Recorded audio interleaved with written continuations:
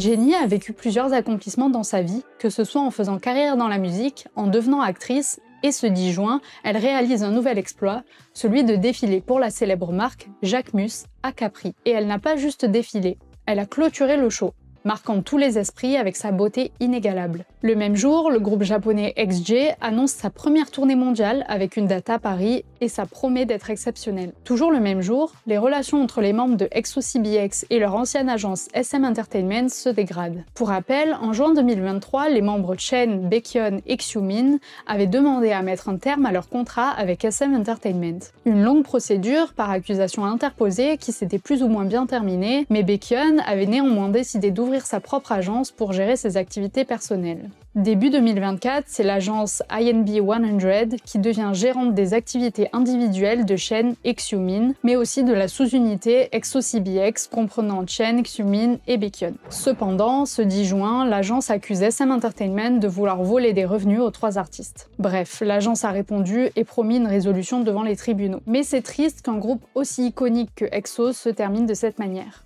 5 ans après son début, le groupe Wavy gagne sa première win à The Show avec sa chanson Give Me That. Et je trouve ça fou, car pour moi c'était un groupe qui était assez connu, au vu de son affiliation avec NCT, mais quand on y réfléchit, un groupe composé de Chinois qui gagne en Corée, c'est quand même assez exceptionnel, donc il fallait que j'en parle. Un jour après la fin de son service militaire et son retour à la vie publique, Jin de BTS a organisé un événement à la Jamshil Arena de Séoul, consistant à réaliser des free hugs à ses fans, c'est-à-dire serrer la main ou prendre dans ses bras les œufs retirés au sort. Mais évidemment, ça ne pouvait pas se passer juste bien et être un événement mignon après plus d'1 an et demi d'enrôlement militaire, et il a fallu que des fans deviennent trop entreprenants lorsque leur tour est venu. En effet, alors que la plupart des fans faisaient un câlin à l'idole et s'en allaient rapidement, plusieurs autres s'agrippaient à son cou et tentaient de l'embrasser sans son consentement. Le lendemain, après avoir reçu des plaintes officielles, la police a ouvert une enquête pour agression sexuelle envers Jin. Ce qui devait être une bonne action de rébellion envers l'industrie et les fans obsessionnels s'est retourné contre Renjun ce jour-là. En effet, le 20 juin, l'idol membre de NCT a partagé sur Bubble un numéro de téléphone d'une jeune femme qui l'accuse d'être une sassing en lui demandant d'arrêter de l'appeler. Et je suis la première à trouver que c'est une bonne action, et que le seul moyen de stopper ces fans hystériques est d'employer de gros moyens comme celui-là. Sauf que la femme s'est exprimée sur les réseaux sociaux en disant que c'était simplement une erreur de numéro et qu'elle essayait de contacter ses amis. L'agence et le manager de l'idol se sont excusés pour les désagréments causés, tout en soulignant le fait qu'il est difficile de savoir qui est une fan sassing ou pas. Bref, une petite affaire qui a suscité des débats entre les fans, certains défendant Renjun et d'autres lui demandant de s'excuser publiquement. Ce 21 juin, tous les fans de K-pop se sont réveillés avec une annonce très importante, puisque la KCON annonce son arrivée en Allemagne pour la toute première fois. La KCON, c'est notre Japan Expo à nous. C'est un grand festival qui célèbre la culture pop et le divertissement coréen dans diverses villes du monde. C'est l'événement de l'année qui réunit les fans de K-pop et les nouveaux groupes émergents de l'industrie. Un élément à prendre en compte, c'est que de 2012 à 2015, la KCON ne se produisait qu'aux États-Unis. Et c'est d'ailleurs les villes américaines qui accueillent le plus souvent la convention. Sa seule exportation européenne a eu lieu en 2016 pour une date à Paris. Et depuis, nada, niet, que dalle. Du coup, ça fait plaisir de voir le retour de la convention en Europe en septembre 2024, d'autant plus que la line-up est franchement cool.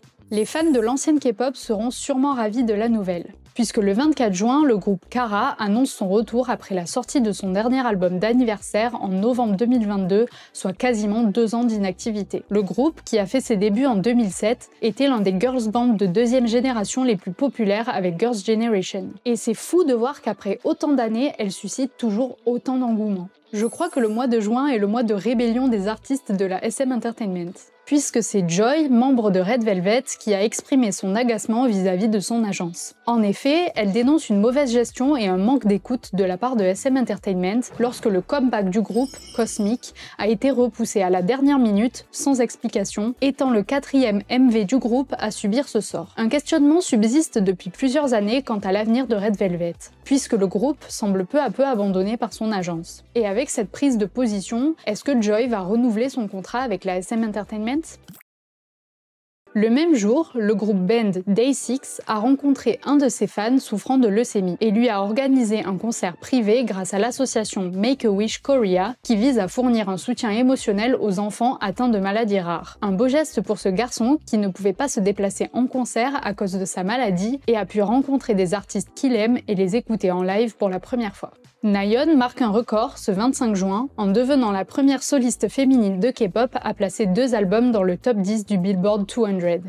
En effet, ce classement recensant les 200 albums les mieux vendus sur le sol américain chaque semaine a dévoilé que Na de Nayeon était situé à la 7e place, égalant le score de son précédent album, Im Nayeon. On peut dire que sa carrière solo est couronnée de succès. Après s'être produit en novembre 2023 dans le grand auditorium de l'UNESCO, Seventeen annonce être de retour en France pour devenir ambassadeur de bonne volonté et soutenir les projets des jeunes en leur donnant les moyens de conduire le changement. Seventeen contribuera à hauteur de $1 million pour financer cette initiative. Le même jour, après avoir annoncé plus tôt dans l'année le retour de la célèbre émission de survie Road to Kingdom, Mnet a révélé une diffusion pour la seconde moitié de l'année et surtout de nombreux changements apportés au programme, notamment une indépendance complète de l'émission qui était autrefois le préquel de Kingdom Legendary War. Il faudra attendre le mois de juillet pour avoir la line-up finale de l'émission où on retrouvera le groupe One Us ayant déjà participé au premier volet du Survival. Nous perdons encore des groupes de K-pop très talentueux en ce milieu d'année, puisque le 29 juin, le groupe Tan annonce son disband. Peu de temps après, début juillet, ce sera au tour de Pink Fantasy et de Mireille de dire adieu à l'industrie musicale. On le sait, le milieu de la K-pop est très difficile et concurrentiel, et malheureusement, de nombreux talents nous quittent chaque année. Cette année 2024 était l'année des Jeux Olympiques à Paris, et c'était magique et riche en émotions. Et en plus des nombreuses célébrités françaises qui ont porté la flamme, des artistes internationaux y ont également participé pour représenter leurs pays respectifs. Jin de BTS a ainsi été choisi pour relayer la flamme pour la Corée du Sud dans un message d'harmonie et de paix entre tous les pays participants. Les porteurs de flambeaux olympiques sont choisis sur la base de leurs actions et de leurs contributions notables à la société. C'est ainsi une bonne manière de prouver la contribution de BTS au pays et leur influence à l'international. Le même jour, le nouveau groupe de Wake One, formé lors de Island 2, est officiellement dévoilé. En effet, l'émission de Mnet en collaboration avec The Black Label, commencée plus tôt en avril, a pris fin le 4 juillet avec le classement final et les gagnantes de l'émission qui débuteront dans Aizna. Les filles ont par la suite fait sensation à la KCON Germany puisqu'elles ont délivré une performance spectaculaire digne des plus grands, avec des vocals, des chorégraphies et des visuels qui vont bien au-delà d'un simple groupe de rookies. On va continuer de suivre ce groupe prometteur qui pourra bien devenir l'un des groupes les plus influents dans les années à venir. Après avoir réalisé une date à Paris en avril 2023 qui avait permis aux fans français de vivre une réelle expérience de festival K-pop, j'y fus! Le Music Bank a annoncé au début de l'été venir pour une date à Madrid en octobre avec une line-up de folie. On retrouvait entre autres Enhypen, aespa, Zero Base One, Rise et bien d'autres groupes marquants de cette génération. Les fans avaient acheté leur place, pour certains leur billet d'avion, impatients de se retrouver au stade Santiago Bernabéu le 12 octobre. Or, le 13 septembre, suite à de nombreuses plaintes des riverains mécontents de la programmation de concerts dans le stade, entraînant des nuisances sonores et un afflux massif de touristes, le Real Madrid a publié une annonce officielle déclarant reporter provisoirement les événements et concerts au stade et annuler définitivement le Music Bank. Et vous comprenez bien que les fans se sont indignés de cette nouvelle, certains se demandant quoi faire de leurs billets d'avion et de leur réservation d'hôtel si le concert n'avait finalement plus lieu. KBS déclarera d'ailleurs n'avoir jamais été mis au courant de cette annulation avant la publication de ce communiqué, demandant au Real Madrid de donner des explications et prendre la responsabilité éthique et financière de cette décision. Le 24 septembre, l'organisateur de l'événement, Korean Power, a annoncé tout mettre en œuvre pour trouver une nouvelle salle de concert. Chose faite dès le lendemain, le concert se déroulera au Miguel Rios Auditorium. Au final, le concert aura pu se dérouler pratiquement comme prévu, accueillant plus de 30 000 spectateurs pour une soirée spectaculaire. Quelle meilleure nouvelle qu'un mariage et la venue d'un enfant. C'est ce qu'ont annoncé Ash Island et Chanmina sur leur compte Instagram le 7 juillet, avec de jolies photos extrêmement mignonnes, et ça fait plaisir de voir des artistes coréens assumer leur relation en public sans se prendre une énorme vague de haine derrière. On leur souhaite que du bonheur. Depuis septembre 2023, la chanteuse Lia du groupe ITZY était en hiatus pour raison de santé, manquant ainsi les comebacks et la tournée mondiale du groupe. Elle avait tout de même été repérée en février dernier dans le public du concert de ITZY à Séoul. Pour les 5 ans du groupe, les membres se sont réunis dans un live pour discuter avec les fans. Les internautes ont pu y remarquer 5 chaises et voir Lia apparaître pour la première fois publiquement, avec un sourire radieux et un bob qui lui va à merveille. Après ce live, JYP annoncera officiellement le retour de Lia dans le groupe. Je sais que beaucoup de stays nous suivent et surtout que la communauté de fans s'est multipliée ces 3 dernières années, faisant de Stray Kids l'un des groupes les plus populaires et suivis actuellement. C'est pour ça que je sais que leur tournée était très attendue et pourtant incertaine puisque rares sont les groupes de K-pop à passer par l'Europe. Et c'en est même une blague récurrente. Le 9 juillet, le rêve de tous les stays s'est réalisé puisque le groupe a enfin annoncé que sa tournée mondiale Dominate passera enfin par l'Europe. 5 dates sont alors annoncées, dont une à Paris au Stade de France le 26 juillet 2025. Après la vente et suite à la forte demande qui a littéralement sold out le Stade de France, on parle de plus de 80 000 places quand même, une date supplémentaire a été programmée le 27 juillet. Et cela témoigne bien de l'impact grandissant de la K-pop, puisqu'on n'aura jamais eu autant de concerts que ces 2 dernières années. Et surtout, Stray Kids est le 2e groupe masculin après BTS à remplir un Stade de France. Et ça, c'est énorme. Le même jour, le groupe émergent Kiss of Life a obtenu sa première victoire musicale avec Sticky à The Show. La chanson a été l'une des plus représentatives de l'été 2024, donnant un coup de projecteur énorme au groupe, passant de Nugu à l'un des plus influents sur la scène musicale.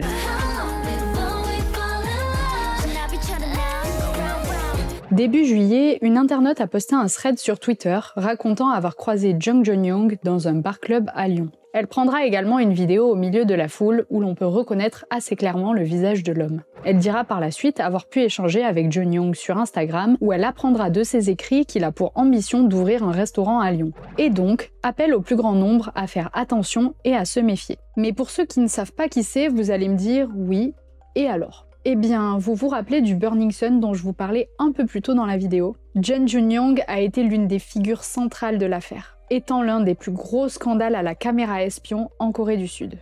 En mars dernier, après avoir purgé une peine de 5 ans de prison, Jung Joon-young a été libéré. Ses condamnations incluaient l'agression sexuelle de femmes intoxiquées, ainsi que la diffusion de vidéos inappropriées de femmes sans leur consentement. Et après avoir quitté la prison, eh bien, il a pris un aller simple pour la France. Un mois après le thread, Jung Joon-young a été de nouveau aperçu en France, à Paris cette fois, dans un magasin par une autre internaute. Pour beaucoup de personnes, la peine dont il avait écopé était beaucoup trop légère par rapport à la gravité des actes commis, et ses apparitions en France n'ont fait qu'exacerber ce sentiment d'insécurité, questionnant aussi la réinsertion rapide de personnes impliquées dans des crimes graves au sein de la société. MLD Entertainment, aussi connu pour avoir formé Momoland, a avoué avoir des difficultés financières, après qu'un média ait rapporté que l'agence avait retardé le paiement des salaires de ses employés et que la plupart de ses employés avaient quitté l'entreprise, l'agence tournant avec moins de 5 salariés restants.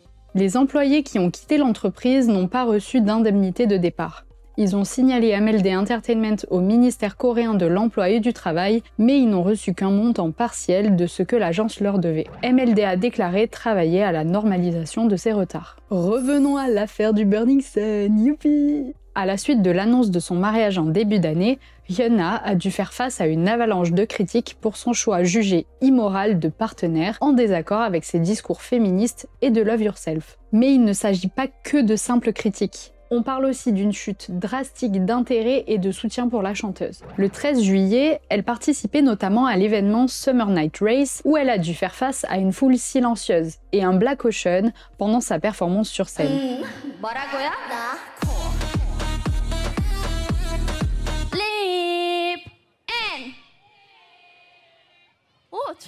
Finalement, le 18 juillet, après une faible vente de tickets, l'artiste annulera toutes les dates de sa tournée américaine. Et c'est fou de se dire qu'il y a 2 ans, elle était encore au top de sa carrière pour que ça finisse comme ça. En pleine vacances d'été, une nouvelle est venue apaiser nos cœurs de fans. La collaboration entre Stray Kids, Hugh Jackman et Ryan Reynolds. En effet, à l'occasion de son nouvel album 8, le groupe a fait apparaître les 2 acteurs dans leurs costumes de Deadpool et Wolverine dans le clip Chick Chick Boom. À savoir que Stray Kids ont également réalisé une chanson originale pour le film Deadpool et Wolverine prévu en salle mi-juillet. Au début du mois de juillet, Ryan Reynolds et Hugh Jackman se sont rendus en Corée du Sud pour promouvoir leur film et ont rencontré 2 membres du groupe, Felix et Bang-chan. Ils ont réalisé une vidéo ensemble où ils parlent entre autres de leur rencontre, leur collaboration et font la promotion du film à venir. Cette interaction était très fortement attendue depuis des années, puisque depuis une performance où Félix était habillé en costume de Deadpool, Ryan Reynolds avait remarqué le groupe et avait créé des liens amicaux avec son leader Bang Chan, faisant souvent des clins d'œil sur les réseaux sociaux ou l'invitant à l'interviewer pour son film Free Guy. Bien plus tard, à la cérémonie de prix VMA, Stray Kids ont performé la chorégraphie de Bye Bye Bye de NSYNC, musique emblématique du film Deadpool et Wolverine qui a fait le buzz sur les réseaux sociaux.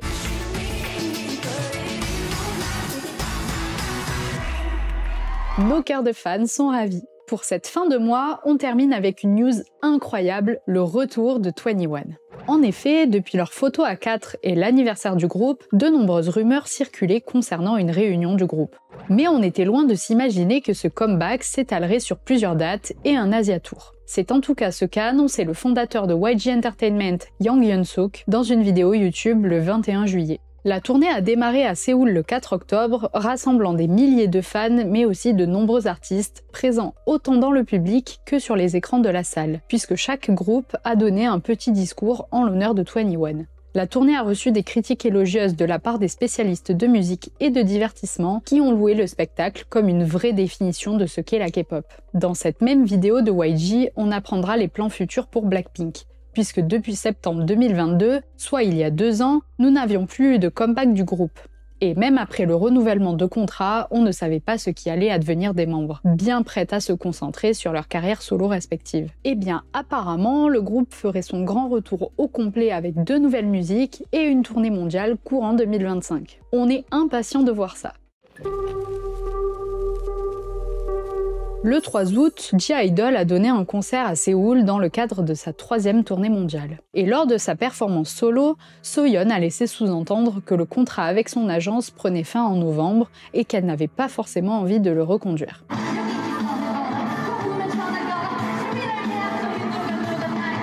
Paroles de chansons, volonté de l'agence de prévenir les fans ou déclaration spontanée de l'idol. Les fans ont eu du mal à croire que tout ceci avait été orchestré par Soyeon à la dernière minute sans que personne ne soit au courant, car le message « le contrat se termine en novembre » a été affiché sur les écrans du concert, prouvant que cela était prévu en avance et organisé. En tout cas, l'avenir de Soyeon dans l'industrie et son contrat avec Cube Entertainment sont sur toutes les lèvres. Puisqu'en octobre, c'est le média Export News qui affirme que l'artiste n'aurait pas renouvelé son contrat, toujours démenti par l'agence. Cependant, le plus gros retournement de situation s'est opéré le 30 novembre lors des Melon Music Awards, puisqu'après avoir obtenu l'un des 4 daesang de la soirée, à savoir Record of the Year, Soyeon a annoncé que les 5 membres avaient toutes renouvelé leur contrat chez Cube.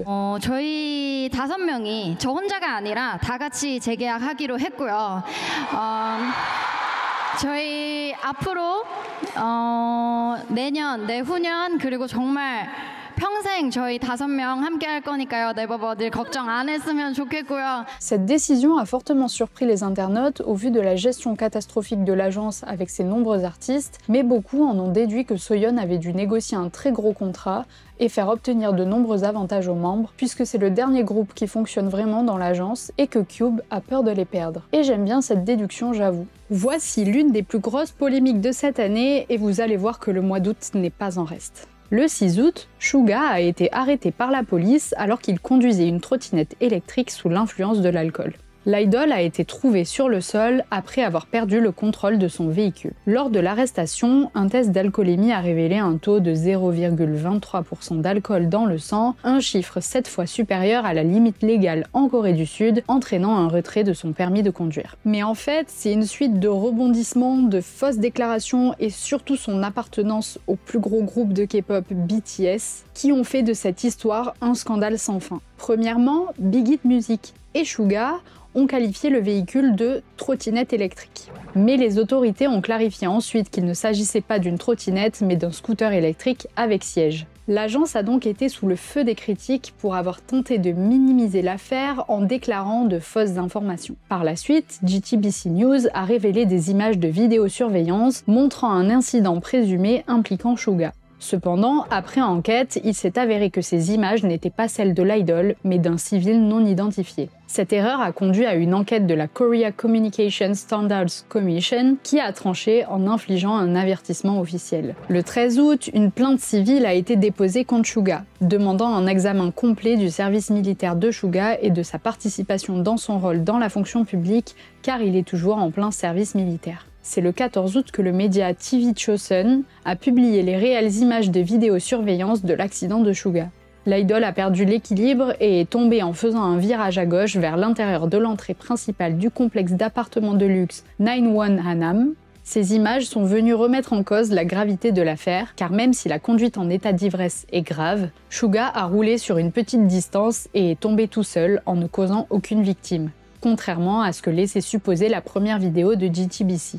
Le 23 août, Suga a été interrogé pendant environ 3 heures par la police de Yongsan. Lors de cet interrogatoire, il aurait reconnu l'ensemble des charges retenues contre lui, assumant pleinement la responsabilité de ses actes. La conduite en état d'ivresse est considérée comme un acte très grave en Corée du Sud, et les personnalités publiques sont souvent tenues à des standards encore plus élevés. C'est ainsi que fin septembre, l'idol sera condamné à l'équivalent de 10 295 € d'amende. Cet incident a non seulement affecté la réputation de Suga de BTS, mais il soulève également des questions sur la gestion des crises par les agences de divertissement et les médias. Le 9 août, à minuit heure locale, les nouvelles membres de 50-50 ont été présentés officiellement au public au travers d'un teaser nommé Hello 50-50. Pour rappel, 50-50 est un groupe féminin qui a débuté en 2022, originellement composé de 4 membres sous l'agence Attract et qui avait connu un énorme succès dans le monde entier à la suite de la sortie de son single Cupid. En 2023, les 4 membres ont déposé une injonction pour suspendre la validité de leur contrat avec leur agence en raison d'une violation des termes du contrat de la part de Attract.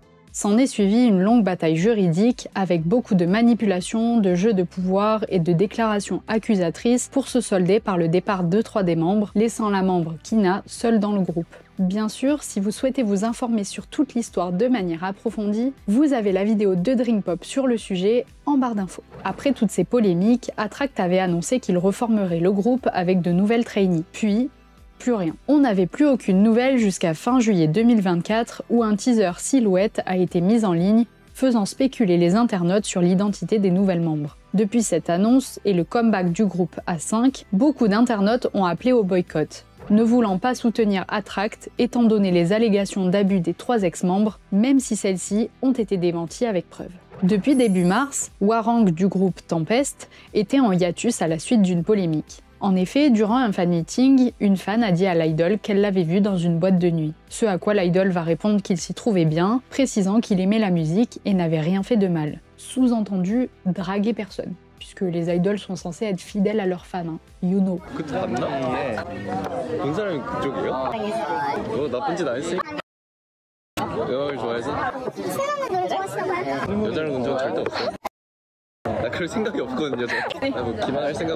Bien que l'idol soit parfaitement majeur et qu'il peut faire ce qu'il veut de son temps libre, l'agence a suspendu temporairement ses activités avant de tout simplement le virer du groupe 5 mois plus tard. Voilà.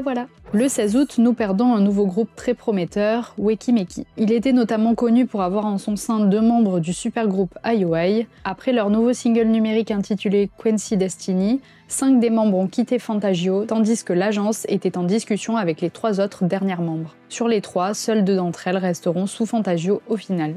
Ce sujet-là est très grave. Et même s'il sort un peu de la K-pop et en même temps pas tant, puisque certaines célébrités peuvent être impliquées en tant que victimes ou bourreaux de cette histoire, il fallait que j'en parle. Déjà pour informer, mais aussi pour sensibiliser. Car derrière l'image parfaite que l'on voit de la Corée du Sud et de certains pays d'Asie, se cache une réalité beaucoup plus sombre. Comme quoi un être humain reste un être humain avec ses vices, et ce sur n'importe quelle surface du globe. Fin août, des groupes féministes coréens ont révélé l'existence de fils de conversation privés sur Telegram, où 220 000 hommes s'échangent des photos de victimes détournées en images pornographiques via l'intelligence artificielle. Il faut savoir que des groupes de discussion comme cela, il y en a déjà eu. Ceux appelés NTH Room existent déjà depuis plusieurs années, puisqu'on peut retrouver des témoignages datant de 2018-2020 sur divers réseaux réseaux, et aussi parce que ça a donné naissance à l'une des affaires criminelles les plus graves et médiatisées de ces dernières années. Pour la résumer en quelques lignes, tout part d'un homme surnommé God, qui a mis en ligne des vidéos d'abus et de violences sexuelles sur des chaînes et des groupes Telegram. Il a créé 8 groupes simplement nommés d'après leur chiffre ordinal, d'où le nom NTH Room, le numéro de la room et le mot room.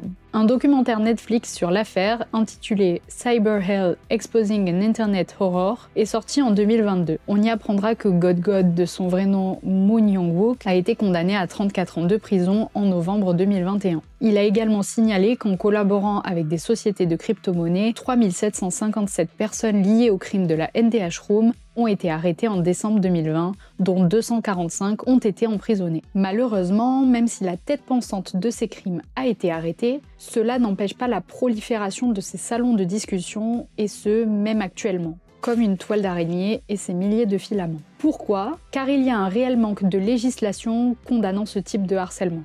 Dans ces nouveaux témoignages, des femmes diront « Ils n'utilisent pas seulement les photos que nous postons sur nos réseaux sociaux, ils piratent également les comptes, utilisent nos visages sur des photos de groupe, même nos photos de classe pour créer des vidéos de deepfake. » C'est-à-dire changer le visage d'une personne sur une vidéo grâce à l'intelligence artificielle. Ces robots IA pourraient créer du contenu sexuel pour seulement 2000 won, soit 1,50 $. Plusieurs de ces groupes nécessitent des règles pour y entrer. Les hommes devaient notamment prendre et envoyer discrètement des photos de membres féminins de leur entourage, partager des informations personnelles sur leurs sœurs, cousines, collègues de bureau ou camarades de classe, certaines étant encore mineures. Beaucoup de femmes coréennes ont alors pris la parole sur les réseaux sociaux, certaines demandant de l'aide aux utilisateurs occidentaux pour faire face à l'indifférence de la police concernant les crimes commis contre les femmes. Ces crimes deviennent de plus en plus graves et font de plus en plus de victimes. Le gouvernement coréen ne punit pas les auteurs car ils sont trop nombreux. La Corée est un pays dirigé par des hommes antiféministes. Seules les femmes étrangères peuvent sauver les femmes coréennes. Et si vous voulez en savoir plus, je peux vous conseiller un article complet sur le témoignage de Won-eun-ji, une militante du groupe Team Flame qui a mis en lumière les abus de trafic de cybersex sur Telegram et qui blâme la façon dont la Corée et Telegram n'ont pas réussi à prévenir correctement la crise actuelle. Même si déjà, avant les crimes sexuels numériques, il s'agissait de cas de femmes filmées par de minuscules caméras cachées ou caméras espions alors qu'elles utilisaient les toilettes ou se déshabillaient dans les vestiaires. Face à tant d'ampleur et de manifestations, le président sud-coréen Yoon Suk-yeol a demandé aux autorités d'enquêter de manière approfondie et de s'attaquer à ces crimes sexuels numériques pour les éradiquer. Il a annoncé prendre au sérieux cette vague de crimes qui touche notamment des mineurs. Une commission parlementaire va également être mise en place pour potentiellement établir un nouveau texte de loi. La Corée du Sud a encore un long chemin à faire concernant le droit des femmes et la gestion des crimes sexuels commis par les hommes. Mais on espère qu'avec un mouvement mondial, le pays pourra mettre en œuvre des actions concrètes. Souvenez-vous bien de ce dont on vient de parler à l'instant, puisque seulement quelques jours plus tard, le 28 août, SM Entertainment a annoncé le départ de Taeil de NCT suite à une accusation de lien avec une affaire de crime sexuel. Et ça a été le choc total. Déjà parce que NCT est l'un des groupes les plus influents et les plus appréciés à l'heure actuelle, mais aussi parce que beaucoup considéraient Taeil comme une personne calme, réservée et douce. Un bon moyen pour moi de vous rappeler de ne jamais vous fier aux apparences. Et que les idols sont avant tout là pour vendre une vitrine d'eux-mêmes. Cette annonce a suscité de nombreux questionnements et indignations en raison des récents témoignages sur les NTH Room et au fait que la justice préfère généralement ne pas révéler les noms des criminels, notamment s'il s'agit de célébrités. Des rumeurs vont donc commencer à courir sur l'affiliation de l'idol avec cette affaire, d'autant plus que le départ de Taeil a été imminent, sans même passer par une étape de hiatus comme les agences ont généralement l'habitude de le faire. Rapidement après l'annonce, les fans ont pu remarquer que les autres membres de NCT ont commencé les uns après les autres à se désabonner du compte Instagram de Taeil. Des spéculations ont donc commencé à grandir, pour savoir si les autres membres du groupe étaient au courant des agissements de Taeil ou s'ils avaient appris l'affaire en même temps que le public et les médias. Le commissariat de police a précisé que l'enquête concernant Taeil avait été ouverte le 13 juin dernier suite au dépôt de plainte de la victime, une femme majeure, pour une agression sexuelle. L'idol avait d'ailleurs lancé un live le lendemain de son inculpation pour viol, comme si de rien n'était, ce qui a extrêmement choqué les internautes. Beaucoup d'entre eux ont notamment commencé à brûler et découper les photocards de l'idol, ne souhaitant plus avoir un quelconque objet en lien avec un criminel sexuel. Selon le rapport, après que Taeil ait fait l'objet d'une enquête par le commissariat de police, son cas a été transféré au bureau du procureur du district central de Séoul le 12 septembre. Plus tard, en octobre, le média Chosun Ilbo a rapporté que Taeil faisait l'objet d'une enquête car il est suspecté avec 2 de ses connaissances d'avoir abusé d'une femme ivre. Le 16 octobre, SM Entertainment a alors annoncé que le contrat de Taeil avec l'agence avait été terminé. Taeil n'est donc plus un artiste de SM Entertainment à partir de ce moment-là. On n'en sait pas plus pour le moment. Et de toute façon, qu'est-ce qu'il y aurait à savoir de plus? Les preuves sont là et Taeil devra désormais faire face aux conséquences de ses actions. Le même jour, l'Assemblée nationale sud-coréenne adopte la loi Guara, une loi qui disqualifie les parents et les membres de la famille qui négligent sérieusement leur devoir de protéger ou de soutenir leurs ancêtres ou leurs descendants des droits d'héritage. Guara était une idole de K-pop appartenant au célèbre groupe Kara, qui a été retrouvée morte chez elle en 2019. Elle était notamment victime de cyberharcèlement et de chantage au revenge porn. S'en était suivie une histoire d'héritage horrible, puisque la mère de Guara réclamait sa part légale, alors que le frère de l'idole a révélé qu'elle était partie de la maison alors qu'ils étaient très jeunes, coupant tout contact avec eux et abandonnant ainsi ses responsabilités et ses droits parentaux. À la suite de quoi, le frère de Guara s'est battu pour mettre en place une loi Guara qui changerait les lois sur les héritages afin qu'à l'avenir d'autres familles n'aient pas à traverser des épreuves similaires à ce que la sienne a pu vivre. De quoi nous redonner l'espoir d'un monde meilleur et plus juste.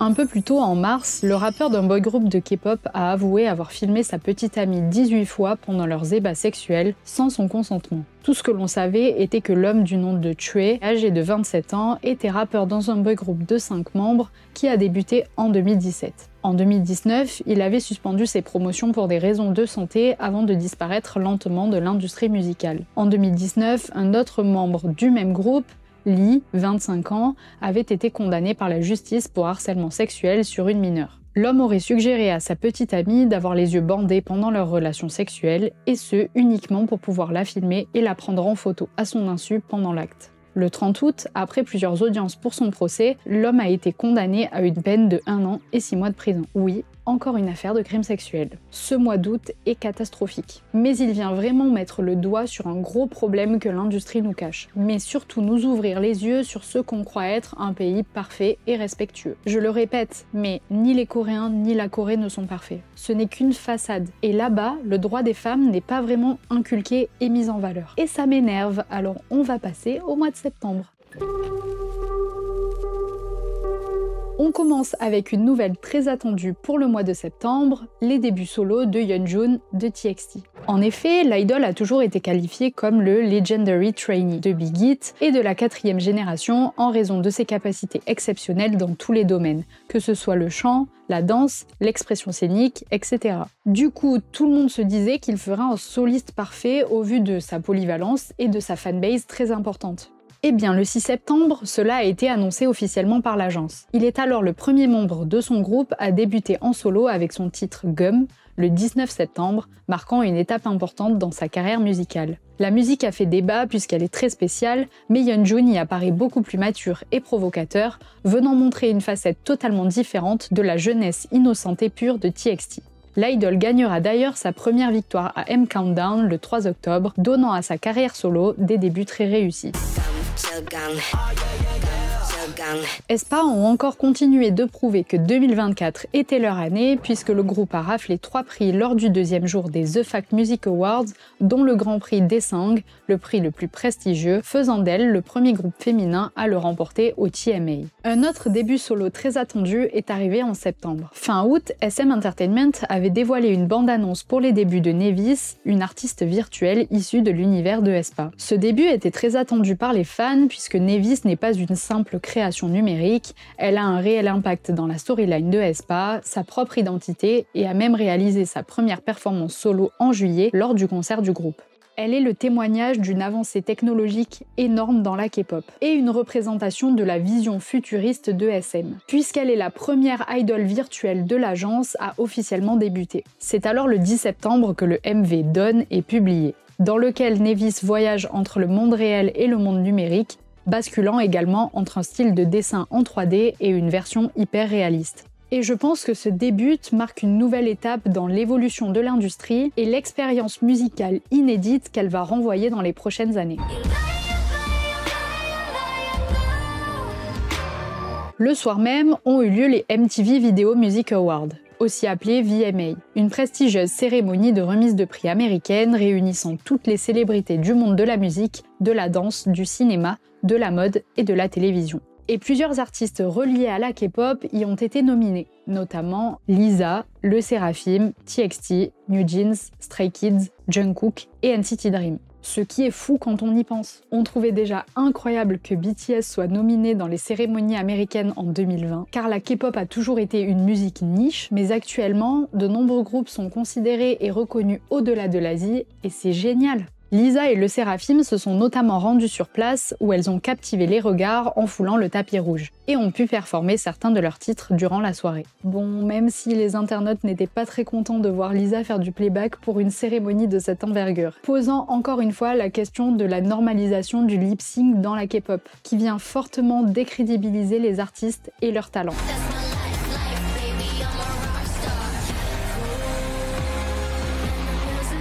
Le New York Post a d'ailleurs sévèrement critiqué la performance de Lisa, la qualifiant de K-flop et la classant parmi les pires de la nuit. Pour sa part, Billboard a classé la performance de Lisa à la dernière place sur les 16 représentations de la soirée, la qualifiant de ratée à cause du manque d'énergie apporté à sa performance. Lisa a malgré tout obtenu le prix du meilleur titre K-pop pour Rockstar, prix discuté puisque la chanson est totalement chantée en anglais et que Lisa semble s'occidentaliser dans sa carrière solo plutôt que de faire de la K-pop.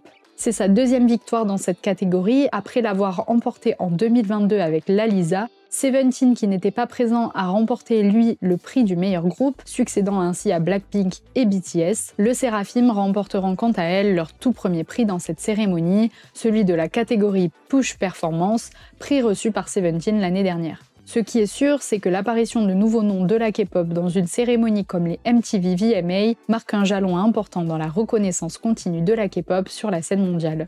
Je vais enfin pouvoir parler de mes chouchoutes de cette année, je suis trop contente. Je parle de Katseye, bien sûr. Pour rappel, le groupe a été formé en 2023 à travers l'émission de survie Dream Academy, un projet résultant d'une collaboration entre la branche américaine de Hype Corporation et le label américain Geffen Records, ayant pour but de créer un groupe de filles internationales conçu pour cibler un public mondial et formé avec les méthodes utilisées en Corée du Sud pour les groupes de K-pop. Wow, c'était long. Le groupe a sorti son premier single début en juillet 2024 et son premier EP, Soft is Strong, en août 2024. Début septembre, l'agence a posté sur Weverse le planning des filles pour leur promotion de 2 semaines en Asie, passant par la Corée du Sud, les Philippines et le Japon. Leur toute première promotion commencera à M Countdown le 12 septembre, où elles interpréteront leurs 2 tubes, Debut et Touch, et personnellement, je suis tombée amoureuse de ce groupe à ce moment-là. Elles apparaissent avec des visuels fabuleux, une synchronisation incroyable, de magnifiques expressions scéniques, et même si elles ne chantent pas en live pendant une grosse partie de la performance, elles ont su prouver par la suite qu'elles étaient de très bonnes chanteuses et très stables. D'ailleurs, fin novembre, lors des Mama à Los Angeles, le groupe réalisera une performance incroyable, accompagnée de Pom Pom Girl, comme un énorme show à l'américaine, avec un dance break et des grands écarts montrant le talent individuel de chaque membre.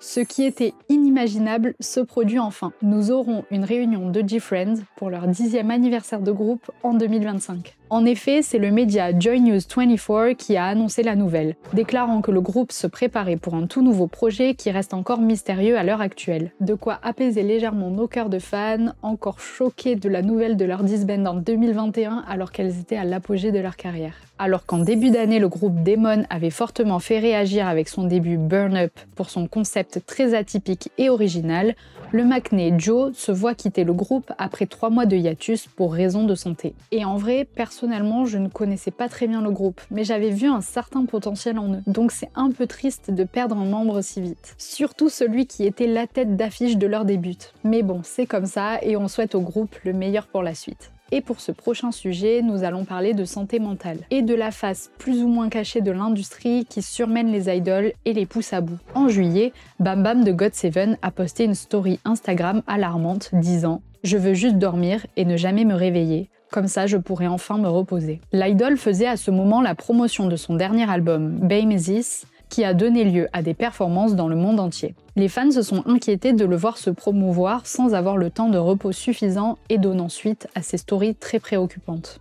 Le 29 septembre, Bam Bam poursuivra avec une autre story disant « Je serai parti pour de bon, 2025. L'idol a ensuite répondu à un fan sur Twitter qui a partagé un message de soutien. Son tweet a suscité d'autres inquiétudes, car l'idol a déclaré que les gens autour de lui étaient la raison pour laquelle il était en train de mourir. Les fans se sont donc mobilisés pour lui partager de nombreux messages d'amour et lui montrer à quel point son existence est précieuse. Jackson Wang, aussi membre de GOT7, a également posté de nombreux messages pour son ami afin de lui apporter son soutien. Mais Bam Bam n'est malheureusement pas le seul à inquiéter avec des messages préoccupants.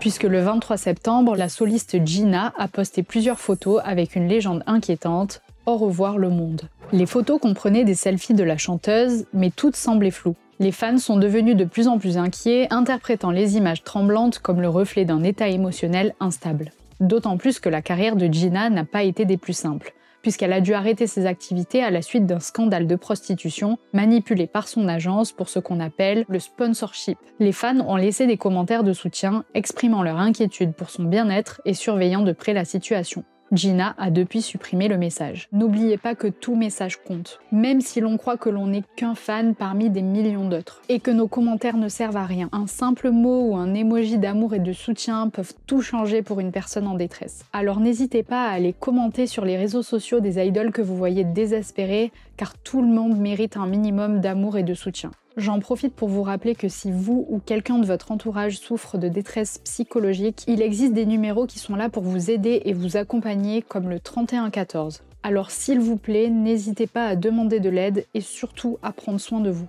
Alors cette news, je la trouve quand même très drôle, parce qu'on parle quand même d'un groupe qui a débuté en 2015 et qui est resté pas mal dans l'ombre après son apogée en 2018-2019 et qui revient là en 2024 pour faire le premier all kill de sa carrière avec une B-side sortie 6 mois auparavant. Quand même, c'est lunaire. Je parle évidemment de Day6 et de leur chanson Happy qui a juste balayé toute la concurrence. Ils deviennent également le premier groupe masculin à obtenir un Perfect All Kill en 2024, alors félicitations au groupe. Le même jour, la KMCA, une association bénévole pour assurer la gestion collective des droits des œuvres musicales en Asie, a publié un nouveau contrat pour protéger les droits et les intérêts des artistes de K-pop et des sociétés de gestion apparaissant dans les cérémonies de remise de prix coréennes. On y retrouve des mesures de sécurité, l'accent sur les frais d'apparition, les droits d'auteur, etc. C'est un blabla juridique très complexe et pas très utile à expliquer, mais ce qu'il faut retenir en gros, c'est que les artistes de K-pop seront mieux rémunérés et protégés. Et c'est une bonne avancée pour une industrie plus saine, alors on approuve. On commence le mois avec un nouvel accomplissement dans la carrière de Minnie de G-Idol, puisque la chanteuse a eu pour la première fois l'honneur de défiler sur un podium pour un événement de mode. L'artiste a pu devenir mannequin pour Miu Miu, marque dont elle est ambassadrice depuis 1 an. Son look a d'ailleurs surpris de nombreux fans, puisque sa mise en beauté change drastiquement de l'esthétique qu'elle a l'habitude d'arborer avec son groupe. En tout cas, c'est sûr que cet événement a marqué une nouvelle étape importante pour Minnie. J'avais aussi envie que ce rewind soit là pour célébrer les plus petits groupes dans leurs accomplissements et leurs victoires, parce que eux aussi méritent de la visibilité et du soutien. Du coup, je vais en réunir plusieurs d'un coup, comme ça m'évite de me répéter à chaque fois. Le 9 octobre, le groupe Q-Wear remporte sa première victoire à Show Champion, 1 an après ses débuts, avec la chanson My Name is Malgame. En plus, c'est un groupe féminin à instruments, ce qui est assez rare dans l'industrie et qui apporte une autre manière de consommer la musique. J'adore. Le 11 octobre, c'est au tour de Weiner de célébrer sa première victoire à Music Bank avec Automatic. Le groupe aura dû attendre 5 ans pour l'obtenir. Enfin, le 18 octobre, c'est au tour du groupe The Wind de recevoir sa première victoire à Music Bank avec Hello My First Love, alors qu'ils étaient pourtant face à des grands noms comme Seventeen, ITZY ou Kiss of Life, ce qui est d'autant plus incroyable. Bon, allez, c'est parti pour l'un des plus gros scandales de cette année. Oui, encore l'un des plus gros scandales de cette année, je sais, mais c'est pas ma faute si la K-pop a été super toxique et négative cette année, c'est un truc de fou. On va parler de Sungan et des nombreux rebondissements qu'il y a eu dans cette affaire, donc permettez-moi de revenir au début. Fin août 2023, alors que le nouveau boy group de SM Entertainment, Rise, venait tout juste de sortir des singles de pré-début pour un début à venir en septembre, des accusations s'abattent sur un de ses membres, Sungan. Un utilisateur anonyme sur les réseaux sociaux a publié une série de photos accusant Sungan d'avoir visité un hôtel avec sa petite amie mineure pendant ses jours de formation. Certaines photos montrent le membre embrasser son ex-petite amie et plus tard ce sera même une vidéo de Sungan en train de fumer qui va continuer d'enflammer les discussions houleuses à son sujet.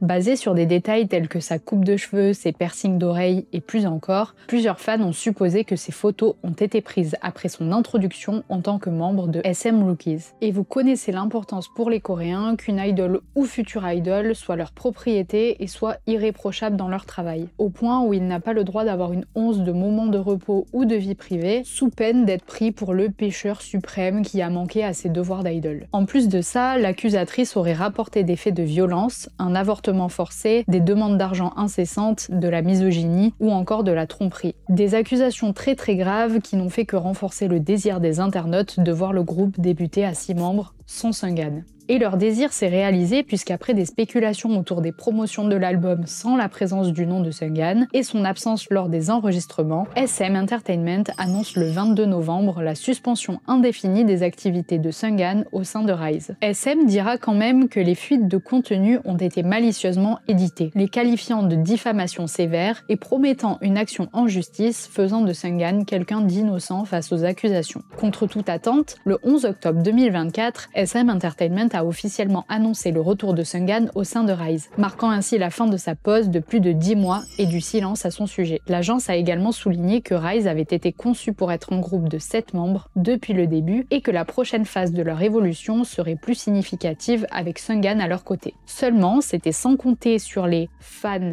de Rise qui ont publié une déclaration officielle via leur fan club exprimant leur opposition au retour de Seunghan dans le groupe et menaçant d'exercer un boycott total des produits et promotion de Rise tant que le groupe ne sera pas un groupe de 6. Une campagne de cyberharcèlement débute alors et l'agence se retrouve vite envahie de centaines de couronnes de fleurs habituellement utilisées pour exprimer ses condoléances lors de funérailles. C'est d'une violence inouïe. Et le pire dans tout ça, c'est qu'il semble que Seunghan ait vu ces couronnes mortuaires accompagnées des menaces et que l'agence n'a rien fait pour les enlever. Un autre membre du groupe, Wonbin, s'exprimera sur Weverse. Et c'est assez rare de retrouver des messages si personnels venant d'idoles quand on sait à quel point leurs dires sont contrôlés. Disant que le retour de Seunghan n'a été possible qu'à la suite d'un effort collectif mené par les membres du groupe en personne, montrant donc la lutte et l'envie pour les membres de redevenir un groupe de 7. Les pros OT6 viennent donc montrer un désintérêt total pour l'avis du groupe et montrent donc qu'ils agissent très égoïstement. Mais alors de qui sont-ils fans au final? Malheureusement, tout ce harcèlement va finir par payer puisque 48 heures après,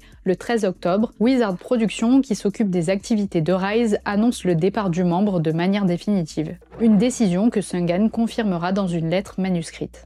Ce revirement de situation n'a fait qu'exacerber la colère des fans internationaux, pleins de frustration et de déception face aux actions des fans coréens. Ils vont demander à nouveau un retour de Seunghan dans le groupe. Pour cela, les hashtags SM Supports Bullying et Bring Seunghan Back ont rapidement pris d'assaut les tendances mondiales sur Twitter, atteignant les 2 premières places à l'échelle internationale. Des fans de diverses communautés de K-pop se sont unis au Brise pour demander justice et dénoncer ce qu'ils considèrent comme un traitement injuste envers Seunghan. Un énorme boycott mondial s'est alors mis en place, les fans de K-pop se désabonnant des réseaux du groupe et arrêtant d'interagir dans tous les contenus postés. De grandes boutiques de K-pop du monde entier vont également participer au boycott en arrêtant totalement la vente de produits concernant Rise. C'est franchement du jamais vu dans la K-pop. Et c'est beau de voir tous les fans du monde entier se soutenir et s'accorder sur un boycott complet pour défendre les droits des artistes. Finalement, comme pour mettre fin à toutes ces contestations houleuses, SM Entertainment annoncera le 15 novembre que Seunghan se prépare à faire ses débuts en solo, ouvrant par la même occasion des réseaux sociaux pour l'idol. Une lueur d'espoir pour Seunghan, mais une décision amère pour les fans qui sentent que la décision a été prise seulement pour faire taire la colère ambiante et mettre fin au boycott. Cela témoigne d'une rupture encore plus forte entre les normes sud-coréennes et les valeurs occidentales, avec des fans qui risquent de moins en moins s'accorder concernant les agissements et les libertés des idoles. En effet, la Corée du Sud, malgré sa modernisation rapide, reste un pays socialement conservateur. Et cela se voit beaucoup dans la relation parasociale entre les artistes de K-pop et les fans, poussés à l'extrême par les maisons de disques, et malheureusement propice à toutes les dérives. Bon, désolé, mais on va encore parler de Blackpink, et notamment de Lisa. On voit bien qui sont les artistes qui ont marqué l'année puisqu'ils reviennent tout le temps au cours de ce rewind. Je devrais peut-être renommer la chaîne Blackpink Entertainment, je sais pas. Le 19 septembre, après avoir fait une pause de 6 ans de son mythique défilé annuel, la marque de lingerie Victoria's Secret, connue pour ses anges sélectionnés sur des critères très stricts, et défilant avec des ailes dans le dos, a dévoilé les chanteurs qui assureront la prestation musicale du retour du show, ou devrais-je dire les chanteuses, puisqu'on a eu une line-up 100% féminine avec Cher, Tyla et Lisa. Cet événement est très attendu et marquant dans le milieu de la mode et de la pop culture, en général pour ses tenues resplendissantes en featuring avec des chanteurs ultra populaires. On se souvient encore de Rihanna, The Weeknd, Bruno Mars ou encore Halsey pour ne citer qu'eux. Le défilé a ensuite eu lieu durant la soirée du 15 octobre et pour le coup, là, Lisa a fait l'unanimité, qualifiée par le magazine Vogue comme un événement à elle seule. Depuis une moto suspendue dans les airs, la chanteuse est apparue sur le podium qu'elle a aussitôt transformé en une scène fiévreuse, ouvrant ainsi le spectacle avec Rockstar. La performance était accompagnée d'un dance break incroyablement sexy et technique qui restera mémorable dans l'histoire du show.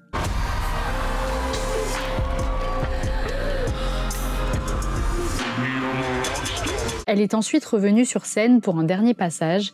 Vêtue d'un body noir en dentelle et d'ailes métalliques dorées absolument magnifiques, elle a alors interprété Moonlit Floor, son nouveau single dévoilé quelques jours auparavant. Avec un seul post Instagram en lien avec le défilé, Lisa aurait généré 1,6 million de dollars de valeur d'impact médiatique pour la marque, montrant encore une fois son influence et la force de frappe de sa fanbase. J'en profite pour regrouper un peu tous les records et l'ampleur qu'ont eu les nouveaux sons de Blackpink cette année parce que ça a été phénoménal. En effet, depuis quasiment 2 ans, les membres se sont concentrés à développer leur carrière solo. Elles ont quasi tout ouvert leur propre label et montrent leurs différentes personnalités dans leurs projets individuels. Déjà, on a eu Lisa avec son combo New Woman, Rockstar et Moonlit Floor. Et même si l'artiste a eu beaucoup de polémiques vis-à-vis de son lien avec la famille Arnault, entre ses collaborations, ses clips extrêmement travaillés et sa présence au show du monde entier, elle a su s'imposer comme une soliste de talent qui s'éloigne de la K-pop et cherche à toucher un public plus large.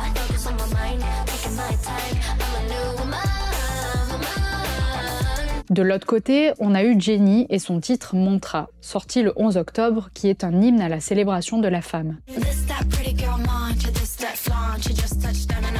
Jennie nous a révélé des teasers très rétro et avec une identité unique et a pu faire des scènes mythiques comme lors du Jimmy Kimmel Live. Mantra dominera les charts musicaux et entrera même dans le Billboard Hot 100, un classement très prestigieux où seuls les plus grands artistes peuvent avoir une place. Enfin, on a Rosé, la plus discrète, qui est restée dans l'ombre pendant un moment avant de nous lâcher comme ça à la sortie de son album Rosie. Elle nous a donné la collaboration du siècle avec la sortie de Apte avec Bruno Mars, un titre extrêmement facile à retenir avec une direction artistique et une chorégraphie très cartoonesque et surtout très bien imaginé puisqu'il allie un jeu coréen et des paroles en anglais pour promouvoir aussi dans un sens la culture coréenne à l'étranger.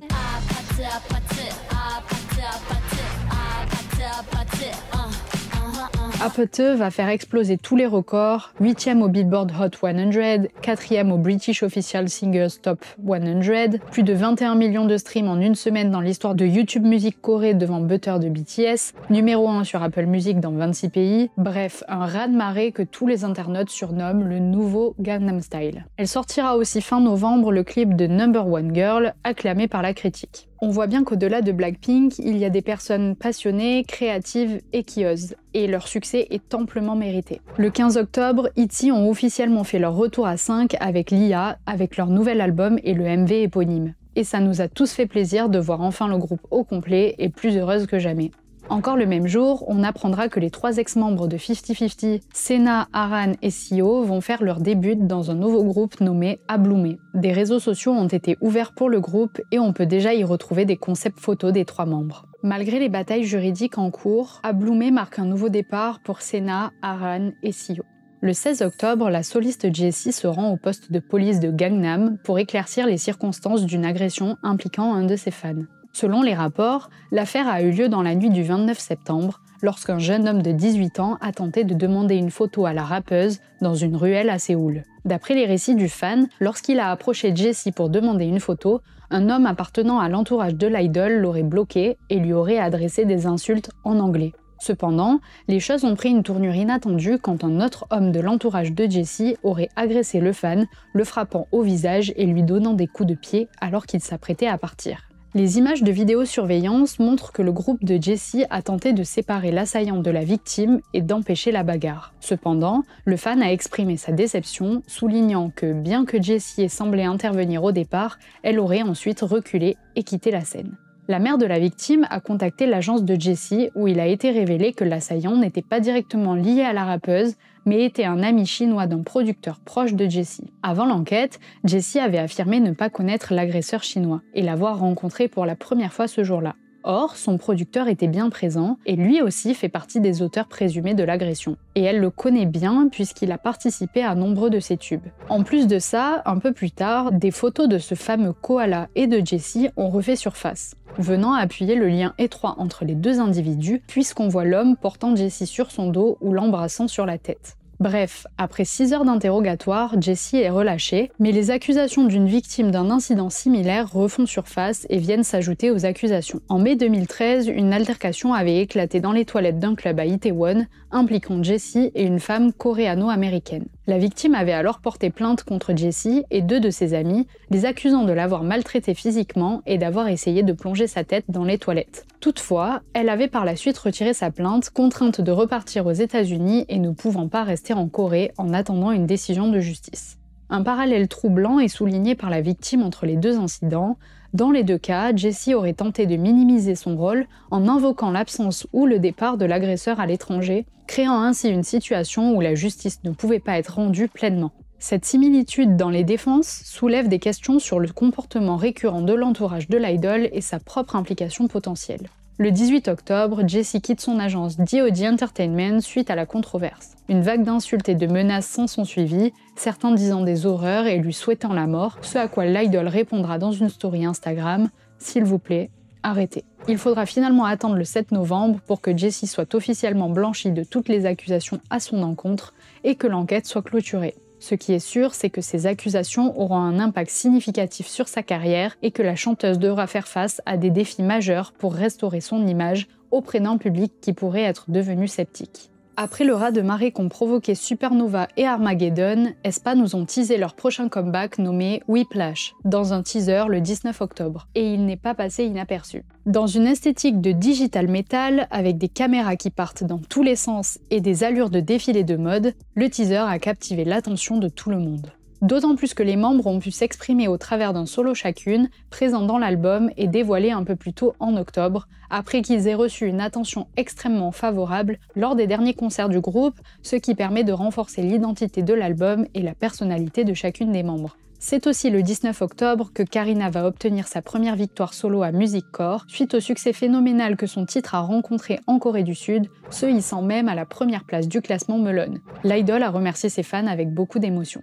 En tout cas, cette année, on aura beaucoup entendu parler de aespa. Et avec Whiplash, elles prouvent une fois de plus qu'elles sont prêtes à repousser les frontières musicales. Je devrais peut-être renommer la chaîne aespa Entertainment au final. Le 24 octobre, un rapport interne de Hybe contenant des commentaires diffamatoires sur des groupes d'idoles rivaux a été dévoilé. Le rapport sur l'industrie musicale, initialement destiné à un usage privé, a été divulgué lors d'un audit national mené par le Comité de la culture, des sports et du tourisme de l'Assemblée nationale sud-coréenne. Le rapport aurait été rédigé par un critique musical et actuellement rédacteur en chef de Weverse Magazine, une filiale de Hybe, et contient des évaluations sur l'apparence, les performances et la vie privée des idoles d'autres agences. On y verra des commentaires tels que « Ils ont fait débuter un groupe quand les membres sont à leur pire physiquement » et « Ils se produisent vraiment comme lors d'un spectacle de talent de collège ». Les artistes ciblés, une liste énorme. Mais entre autres, aespa, NMIXX, Rise, Blackpink, Triple S, EXO, Stray Kids, ITZY et bien d'autres. Dans les documents, Hybe recommande une approche concertée pour détourner la critique de ses propres artistes en la redirigeant vers d'autres groupes. Par exemple, ils indiquent qu'en réponse à des critiques sur un groupe de Hybe, les équipes devaient utiliser les images des membres de Rise pour contrer les commentaires négatifs. La fuite de ce rapport a provoqué une vague d'indignation tant parmi les fans que les professionnels de l'industrie, accusant Hybe de propager des contenus négatifs et diffamatoires à l'encontre de ses concurrents. Hybe a rapidement pris ses distances avec ce rapport controversé, affirmant qu'il était destiné à fournir des retours subjectifs des consommateurs et à analyser les tendances, et non à représenter les opinions officielles de l'entreprise, niant ainsi toute volonté de saboter d'autres artistes. Hybe a ensuite reconnu de manière involontaire avoir manipulé les ventes de ses propres artistes, ce qui a intensifié les reproches et a attiré l'attention des fans et des médias. Ce rapport avait déjà attiré l'attention plus tôt cette année lorsque l'ancienne PDG d'Adore, Min Hee-jin, avait exprimé des préoccupations à son sujet. Elle avait mis en doute son exactitude et son objectivité, suggérant qu'il ne respectait pas les normes professionnelles. Des experts juridiques se sont exprimés sur cette affaire et ont souligné que le rapport contient de nombreuses remarques diffamatoires susceptibles de donner lieu à des poursuites judiciaires. Les lois sur la diffamation en Corée du Sud étant strictes, même si de tels contenus ne sont pas destinés à être publiés, ils peuvent néanmoins être répréhensibles s'ils portent atteinte à la réputation d'individus ou d'entreprises. Le 29 octobre, Seungkwan de Seventeen a personnellement pris la parole concernant la controverse touchant Hybe. Il véhiculera un message très personnel sur son métier d'idole, ses difficultés mais aussi ses moments de bonheur, et partagera beaucoup d'amour pour ses collègues de travail qui sont aussi pour certains ses amis. « Nous ne sommes pas vos objets » est une des phrases marquantes de son discours. Et je trouve cette initiative profondément sincère et touchante. Bref, 2024 égale le downfall de Hybe. On n'en peut plus de cette agence, pitié. L'année dernière, Lee Soo-man, le fondateur de SM Entertainment, avait été écarté de la direction de l'agence puis avait revendu toutes ses actions à Hybe. Et bien le 25 octobre, il est revenu dans l'industrie du divertissement avec une nouvelle agence, A2O Entertainment.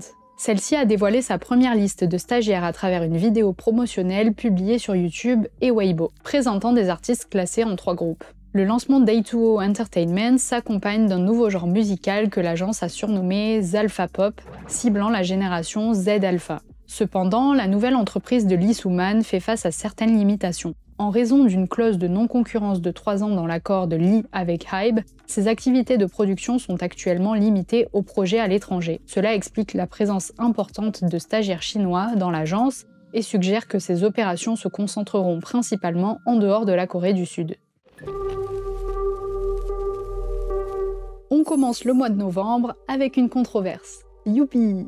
Enfin, on est habitué maintenant. Starlight Boys, une émission de survie coréano-chinoise destinée à former un groupe de garçons, a été diffusée le 26 octobre 2024. Le Survival faisait s'affronter 69 candidats masculins dans le monde entier pour espérer intégrer le top 9 final et débuter en tant qu'idol. Parmi les différents juges de l'émission, on retrouve Lee Seung-gi.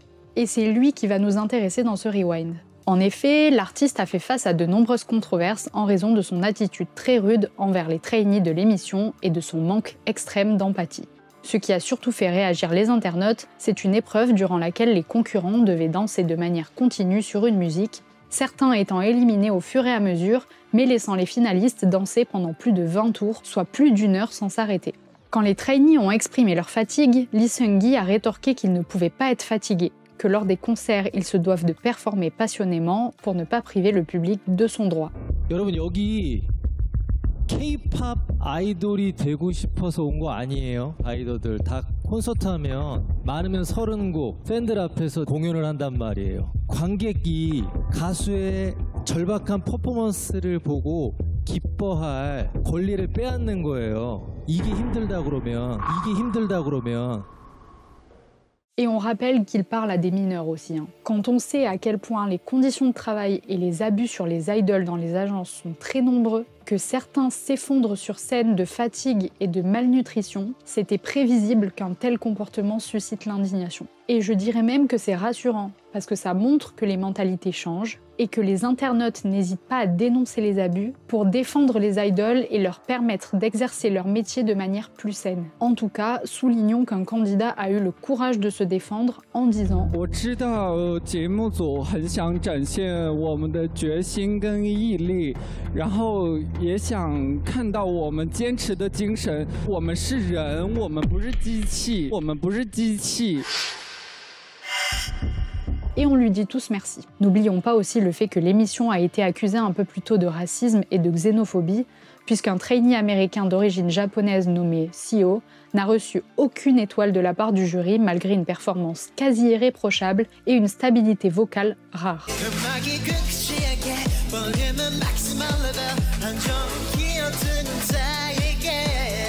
Les fans avaient attendu ce moment pendant des années et cela a été enfin annoncé. Irene de Red Velvet va faire ses débuts solo avec son mini-album Like a Flower le 26 novembre. Elle est la 4e membre de son groupe à devenir soliste après Wendy et Joy en 2021 et Seulgi en 2022. Plusieurs teasers et photos concept très esthétiques vont être dévoilés sur les réseaux sociaux du groupe jusqu'à la publication du MV. Après avoir sorti un nouvel EP Lose Yourself, Kiss of Life ont continué d'établir des records et de se faire un nom dans l'industrie, notamment avec leur B-side Igloo, qu'on a entendu partout sur les réseaux sociaux, atteignant même 1 million d'écoutes quotidiennes sur Spotify en 21 jours seulement. On rappelle que c'est encore un groupe de rookies, donc c'est juste énorme. Bon, cette news, elle est très courte et drôle. Ça va changer un petit peu de l'ambiance globale du Rewind. Mais j'ai vraiment eu un fou rire quand j'ai vu ça sortir, donc je me devais d'en parler. Le 4 novembre, JYP a fait son comeback avec Easy Lover. Et on peut l'aimer ou le détester, mais il faut avouer qu'il ose et qu'il s'assume, en nous offrant très régulièrement des bangers très mémorables. Et bien le 10 novembre, il a réalisé une performance spéciale à Inkigayo en cosplay Lidl de Utah, avec Jungsu et Junhan de Exdinary Heroes, respectivement au piano et à la guitare, habillés tout en cuir et plumes noires. Non mais c'est Death Note le délire. En plus, JYP nous a sorti un wa de l'enfer, j'en rigole encore. Meilleure performance de 2024, c'est dit. Ce n'est pas nouveau, mais Bumhan a encore fait parler de lui à cause de propos qu'il a tenus en live. Je dis que c'est pas nouveau parce que Bumhan a eu beaucoup de difficultés dans sa carrière. C'est un artiste libre qui n'a pas forcément d'agence pour le gérer, ce qui donne lieu à beaucoup de maladresse de sa part et du coup beaucoup de polémiques. L'idol appartenait auparavant à FM Entertainment et a évolué publiquement dans un groupe nommé Mont Arena avec Jay Chang, une sous-unité du groupe Mont dont l'original avait déjà débuté en 2019. Oui, c'est compliqué, même moi j'ai jamais compris. Depuis lors, il a fait son début en solo, qui a été énormément critiqué pour sa mauvaise qualité globale et notamment des vocals clairement pas à la hauteur. L'idol, qui a réussi à prendre ça avec humour, s'est excusé et a annoncé retirer son début avant de carrément republier le clip en version mute en y supprimant sa voix. Bumhan avait fait sensation bien avant ses débuts sur les réseaux sociaux, notamment sur TikTok où il compte plus de 2 millions d'abonnés en raison de sa personnalité drôle et attachante que l'on retrouvait souvent au travers de lives. Le problème, c'est que dans les lives, et souvent quand on se veut naturel et décontracté, on peut souvent dire des bêtises. Et il n'y a pas le montage derrière pour arranger le tout. Et des propos déplacés, Bumhan en a eu de nombreux. Et je pense vraiment qu'il faudrait lui dédier une vidéo complète tellement il y a de choses à dire et à analyser, donc n'hésitez pas à me dire en commentaire si vous en voulez une. À l'heure actuelle, Bumhan est passé de personnalité adorée des internautes à personnalité la plus détestée. Cela a commencé peu de temps après que les résultats de l'élection présidentielle américaine ont révélé que Donald Trump serait à nouveau président. Cette réélection a conduit à de nombreuses craintes de la part des minorités, notamment des LGBTQIA+, ou plus généralement des femmes, qui ont peur que leurs droits soient dépouillés avec Trump à la Maison-Blanche. Et c'est dans ce contexte de tension que Bumhan, lors d'un live, a usé de son sarcasme au mauvais moment en disant « Reposez en paix, femmes, et Donald Trump, félicitations pour avoir été président ». Mais ça ne s'est pas terminé là. Lors d'un autre live, il s'en est pris aux internautes, criant et insultant les gens tellement fort que des piétons aux alentours lui ont demandé de se taire. Il emploiera aussi dans un tweet le mot « attardé », qui est considéré comme péjoratif, renforçant les stéréotypes négatifs des personnes handicapées. La situation nous fait nous poser des questions sur l'impact des paroles des célébrités. Tandis que beaucoup reprochent aux idols de ne pas assez s'exprimer sur des sujets d'actualité car ils sont trop brimés par les agences, on peut remarquer que s'ils le font, avec plus ou moins de maladresse, cela peut se transformer en harcèlement en ligne très important. Le célèbre magazine américain Vanity Fair a publié pour son 31e numéro annuel le 13 novembre une photo réunissant les acteurs les plus audacieux qui propulsent Hollywood et font vibrer le public. Et parmi les 12 étoiles sélectionnées pour leur audace et leur prise de risque, on y retrouve Lisa. Et cela a suscité beaucoup de questionnements et d'indignation de retrouver l'artiste au milieu de visages extrêmement connus du cinéma, alors qu'elle n'a pas contribué au cinéma hollywoodien justement. Enfin, pas encore. En effet, il a été annoncé que Lisa ferait partie de la saison 3 de la série à succès The White Lotus, qui se déroulera en Thaïlande. Quant à la légitimité de sa présence sur cette couverture, eh bien c'est à chacun d'en décider. Le 16 et 17 novembre ont eu lieu les KGMA Artist Awards, une toute nouvelle cérémonie de remise de prix lancée par le célèbre journal coréen Ilgan Sports. Le premier jour, New Jeans, J-Idol et Zero Base One ont gagné les plus grosses distinctions de la soirée, à savoir respectivement le 2024 Grand Song, 2024 Grand Performer et 2024 Grand Honor Choice. A noter que J-Idol performera sur la grande scène de la cérémonie son titre Wife, musique qui avait été censurée par KBS en raison de ses paroles sexuellement explicites. Une belle façon de montrer qu'elles peuvent chanter ce qu'elles veulent au-delà même de la censure. Et c'est pour ça qu'on les adore. Les mêmes grands prix précédemment énoncés seront gagnés le deuxième jour par aespa, Day6 et 80s. 80s n'ayant jamais obtenu de Daesang, à savoir 2 grands prix jusque-là, ce qui montre leur influence toujours plus grandissante d'année en année. aespa sera le groupe le plus récompensé avec la réception de 4 prix sur les 2 jours. Le 21 novembre, le célèbre festival de musique Coachella, dont on a parlé plus tôt dans ce Rewind, a dévoilé sa line-up pour 2025. On y retrouve notamment Jennie et Lisa de Blackpink, qui après y avoir performé en 2023 en groupe, vont se produire cette fois-ci en tant que solistes. Mais aussi ENHYPEN et XJ, 2 groupes assez jeunes qui vont avoir cette opportunité pour la première fois. Notons que XJ est le seul groupe japonais à y être invité. Et ça a rendu les fans très fiers de voir que leur concept extrêmement original et leur talent ont su se faire remarquer au-delà des frontières. Les 21, 22 et 23 novembre ont eu lieu les Mama Awards, la plus grosse cérémonie de prix dans la K-pop, avec une partie se déroulant pour la toute première fois à Los Angeles et une autre à Osaka au Japon. aespa y ont gagné le prix Song of the Year avec leur titre Supernova, devenant ainsi le premier groupe de la SM Entertainment à gagner ce prix.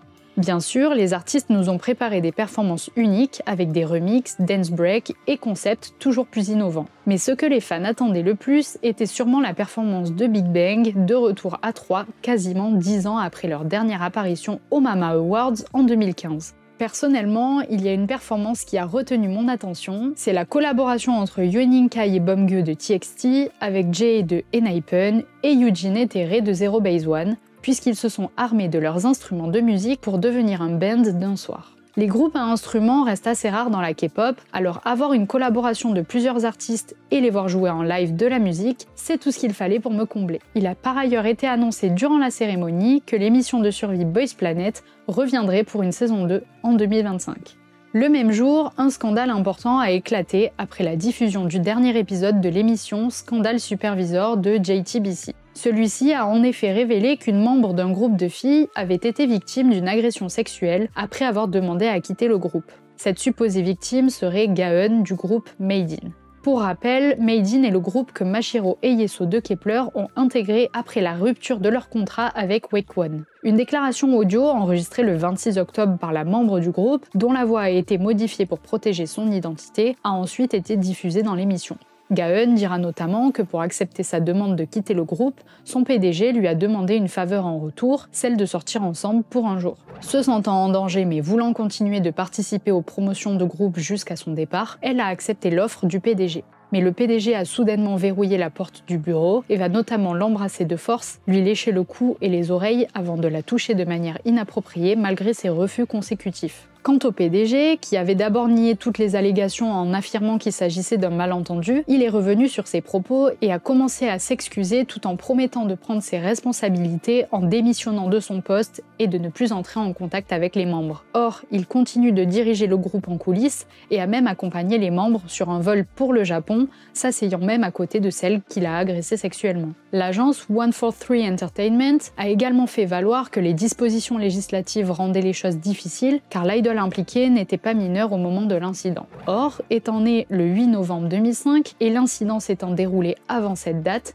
Gaeun avait 18 ans au moment des faits, ce qui fait d'elle une mineure au regard du droit civil coréen. Le représentant légal de l'agence déclara également que les accusations n'étaient pas fondées car il n'y a pas eu de contact ou de harcèlement sexuel entre la membre et le PDG, puisque le PDG essayait seulement de la réconforter en lui donnant un câlin. Ils accusent ainsi Gaeun d'utiliser cet événement pour semer la discorde au sein du groupe. À la suite de cet incident, le 11 novembre, l'agence a annoncé que la membre serait mise en hiatus pour des raisons de santé. Mais le PDG a continué d'imposer une pression psychologique aux membres en les menaçant de payer une grosse somme en compensation des dommages subis si l'histoire devenait publique. Gaeun a ensuite supprimé tous les messages de son compte Instagram, s'est désabonné de l'agence et a effacé le nom du groupe de son profil, alimentant davantage les spéculations. Le 29 novembre, l'agence de Made In a officiellement annoncé le départ de Gaeun, tout en continuant de protéger son PDG et de clamer son innocence. Comme d'habitude, l'histoire se répète. Le 29 novembre, Pledis Entertainment a annoncé la résiliation du contrat des membres de Fromis_9. Une nouvelle assez prévisible au vu du manque d'activité du groupe et de la façon catastrophique dont l'agence les a gérés et promus.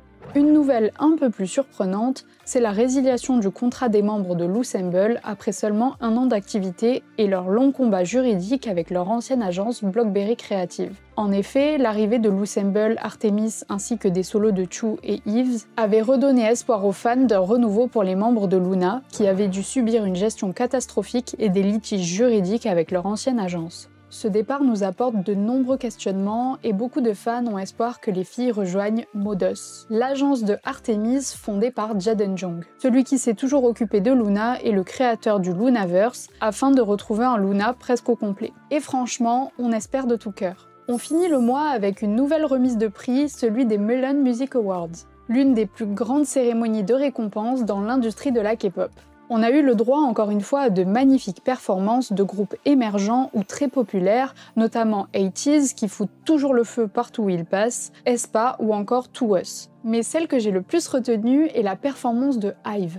Notamment grâce à cette intro avec Won Young en danseuse étoile, des tenues et des backdancers tout en élégance donnant un concept de reine de glace que j'adore. Mais celles qui ont montré que 2024 était bien leur année, c'est sans doute aespa, qui ont raflé 3 des 5 sur 3 avec l'album de l'année, l'artiste de l'année et la chanson de l'année. Des prix mérités puisque Supernova est resté à la première place du classement hebdomadaire Melon pendant 15 semaines consécutives, battant le record de la plus longue période du classement. S'ajoutent à cela 4 autres prix, ramenant ainsi à 7 le nombre de prix obtenus par le groupe au MMA. Je pense qu'il n'y a rien à ajouter, à part qu'elles sont bien les reines qu'elles pensent être.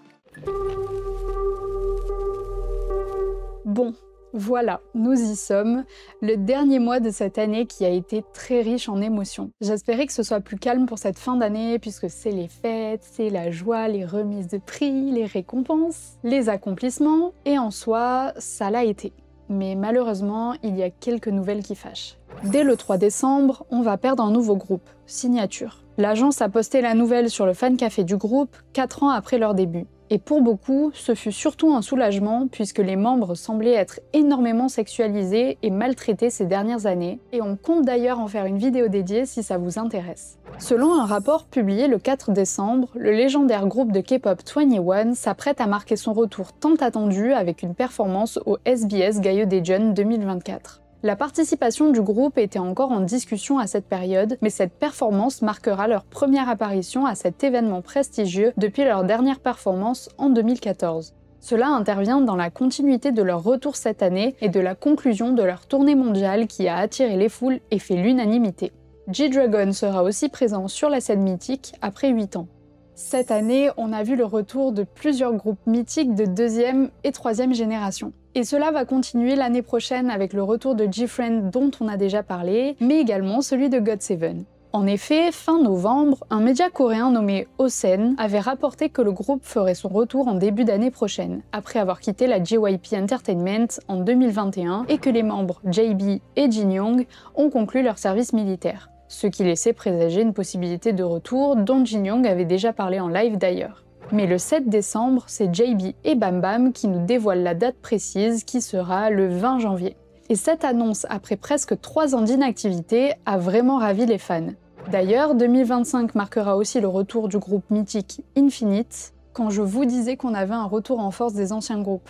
Cela a été annoncé durant le dernier concert de leur tournée d'anniversaire célébrant leurs 15 ans de carrière pour un retour pour mars 2025. Le même jour, une grosse annonce tombe. La membre KG de Vicha annonce quitter le groupe, avoir déposé une demande pour résilier son contrat avec JYP Entertainment et témoigne sur de nombreux faits très graves de mauvais traitements. Ces révélations ont eu l'effet d'une bombe puisque depuis le milieu d'année 2024, le groupe Vicha a disparu des réseaux sociaux, à tel point que les fans se demandaient si le groupe s'était séparé sans que JYP Entertainment n'en parle. Cependant, quelques jours avant le coup de tonnerre, JYP a annoncé que Vicha ferait son grand comeback en 2025.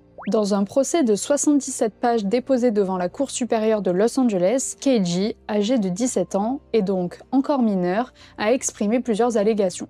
Abus physiques et émotionnels. KG affirme avoir subi des blessures, y compris une déchirure du tendon de l'épaule à la suite de répétitions excessives sans accès aux soins médicaux ni temps de récupération. Les membres de Vicha auraient été forcés de se produire, même avec des blessures et des maladies, sous la menace de conséquences. Travail non rémunéré. Avec plus de 12 heures de travail par jour, Keiji dit qu'elle a été payée 500 $ par semaine, ce qui est bien inférieur au salaire minimum de la Californie. Or, l'agence lui a imposé une charge financière excessive en retour. Elle a partagé qu'elle devait plus de 500 000 $ à l'entreprise, liées aux dépenses que JYP Entertainment a réalisées, notamment pour que les membres vivent ensemble dans un logement de luxe, chose que Keiji n'a jamais demandé et qu'elle était forcée de faire. Surveillance cachée. Le procès de Keiji affirme que des caméras cachées ont surveillé la vie privée des membres, lors de leurs repas notamment, ce qui a conduit à un contrôle strict de leurs mouvements, de leur régime alimentaire et de leur communication. Négligence en santé mentale. Keiji aurait subi des abus verbaux, une pression extrême pour se conformer aux normes de beauté physique qui lui ont causé des troubles de l'alimentation et un soutien insuffisant pour des problèmes de santé mentale, y compris la dissimulation et le rejet d'une tentative de suicide par une autre membre par le personnel de JYP Entertainment. L'incident se serait produit en février 2024, un mois après que le groupe ait fait sa promotion à l'échelle mondiale et aurait été rejeté comme une intoxication alimentaire par l'entreprise. On parle d'une membre qui a ingéré 42 comprimés. 42. Négligence et violation des heures supplémentaires. Étant encore mineure, on rappelle qu'il n'y a que des membres de moins de 20 ans dans le groupe, et notamment une membre de 15 ans. Keiji fréquentait toujours l'école et avait fait allusion dans une interview à Billboard à la difficulté de jongler entre les études et le travail. Selon la loi californienne, les mineurs sont limités à travailler un maximum de 4 heures par jour en semaine et 8 heures le week-end. Au total, les enfants peuvent travailler jusqu'à 48 heures par semaine.